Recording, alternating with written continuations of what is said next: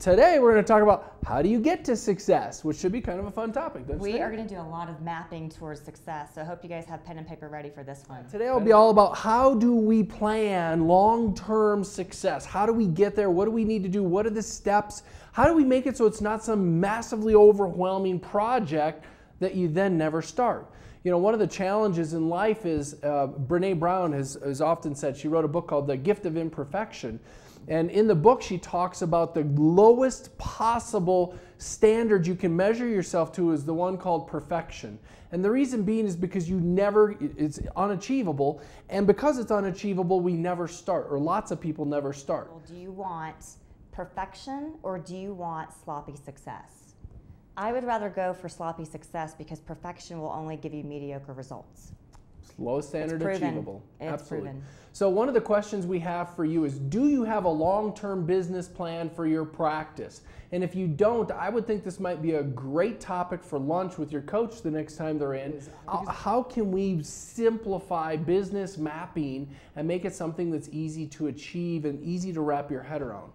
With you being signed up with the AMP coaching program, we want to make sure that you have some type of 5-year map in mind. It's not uncommon for us to go into an office and for us to ask the doctors, what is your 5-year plan? And they look at you with the deer in headlights of, what do you mean? I don't have a 5-year plan. Well, part of the tools and resources that we give you in our coaching program is to help you design and develop a longer term vision, something bigger than what you're able to see today that you can work towards. And our goal is to give you those tools to use in order to get you to those points.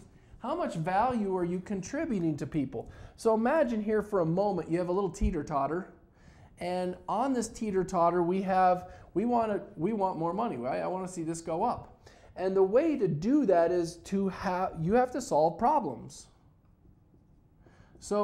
And the size of the problem you solve is going to dictate the amount of income you can make. And this is applicable to anyone in the practice, right? Not just the doctor. So if I solve bigger problems, it gets heavier, the dollars get bigger too, and I make more money. So a metaphor for that. If all I do is single tooth dentistry, I just do composites and fillings, and that's all I do, I'm solving very, very small problems. Now I'm not saying they're not important problems, but they're small problems compared to, let's say I do full mouth makeover, or I restore oral health, a bigger issue. Now I'm solving a much, much bigger problem, and I'm going to make a better living out of it. If you're one of the team members in the office and you're thinking, well, how's this applied to me? I'll give you an example there too. If all I do as a hygienist is clean teeth, I'm solving a relatively small, narrow focus problem. But if I am not only cleaning teeth, but I'm talking about oral health and the impact of oral health and the impact on your whole body, and I'm presenting restorative dentistry and I'm committing people to their health so they stay in the hygiene program, now all of a sudden I'm solving a much bigger issue for the practice, and guess what I will probably make? More money. Similarly, if I'm someone in the practice, a front desk person as an example, and all I do is I schedule and confirm. That's my job. I just schedule and confirm. I just schedule and confirm. I'm not trying to minimize it. It's a very, very important role. But if by contrast, I keep my eyes open for other opportunities, and now while I'm scheduling and confirming, I realize, hey, by the way, while I'm confirming Char's appointment, I realize Connor's past due. Can I schedule Connor? Now I'm solving a bigger problem. I'm bringing more value to the practice. The bigger the problem, the more value I add, the more I get to make as a person. And I think that's an important understanding for all of us as we're sitting here writing up our maps, because I think it will play in as a big role. I'm going to head on back over, Sam. So as I contemplate all of this, it's interesting to examine this, understand it, and keep it in mind as part of my map, because I want to make sure that it is a piece of my map. Because if it's not part of my 5-year plan to better myself in whatever capacity I am, dentist, hygienist, assistant, if I don't continue to grow my skills to where I have the ability to bring more value, then it's going to be pretty tough for me to go to the boss and say, hey, I want to make more money.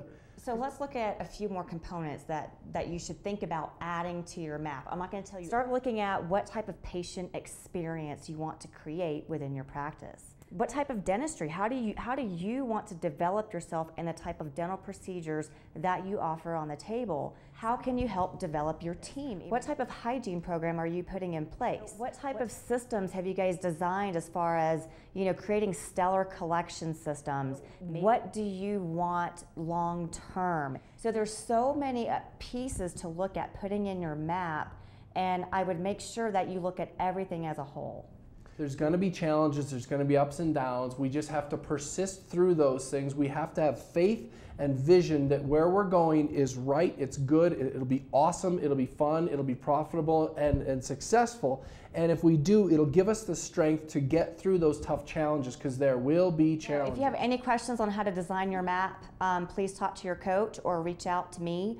I don't mind helping you guys out, but this is very, very important since we're working with you guys on a coaching program. We want you guys to use the tools that we're giving you for a long time to come. Appreciate you joining us today. We look forward to seeing you next week here on AMP TV, 8 a.m. Mountain, 10 o'clock on the East Coast. Have a wonderful week. Bye, guys.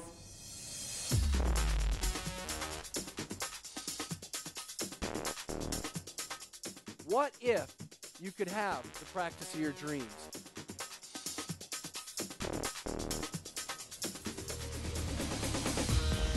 What's holding you back?